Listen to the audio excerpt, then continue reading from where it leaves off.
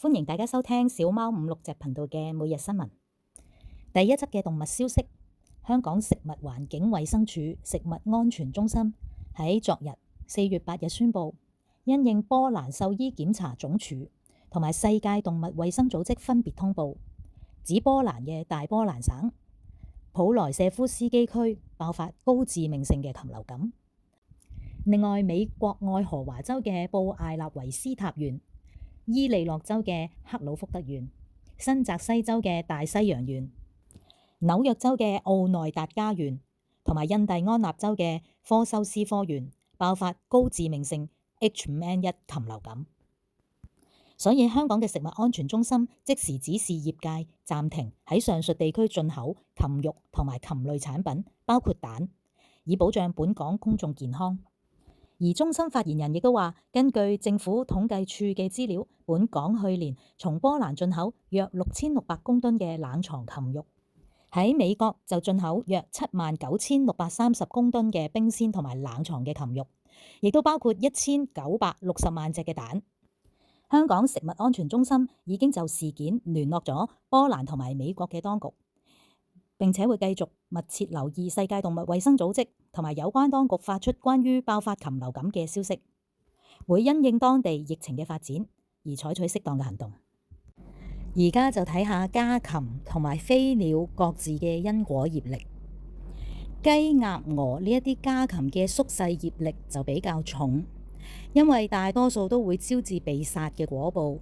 最後成為滿足人類需要嘅一道餸菜。天上邊嘅飛鳥就唔容易會俾人殺害，咁樣代表佢嘅宿業就比較輕。不過近年由於打鳥嘅技術越嚟越先進，所以珍稀動物瀕臨絕種嘅種類亦都越嚟越多。如果為咗一時玩樂而去打鳥嘅話，果報就會比較重。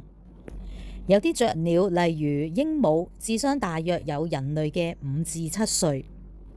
曾經有一隻性格頑劣嘅鸚鵡，本來主人買佢返去諗住教下佢講說話，做個伴，但係教極佢都唔會講，佢只會向住主人啊咁樣叫，而且仲會啄人。最後都冇晒辦法，所以就將佢送咗俾一位學佛嘅居士。居士非常之慈悲，而喺佢屋企亦都養咗好多類似情況嘅飛禽走獸。鸚鵡喺呢度好快就有變化，因為居士每一日都會喺屋企念佛號，早晚亦都會誦經，而鸚鵡學會咗講阿彌陀佛。每逢有人喺門外經過，佢都會叫阿彌陀佛，阿彌陀佛。尤其是係出家人嘅話，佢更加會叫得好開心。據說有一個參禪嘅人去到居士屋企，開始嘅時候都冇注意。傾傾下，突然間鸚鵡就跳咗喺佢面前，對住佢講要念佛，快啲念阿彌陀佛。當時嚇咗佢一跳，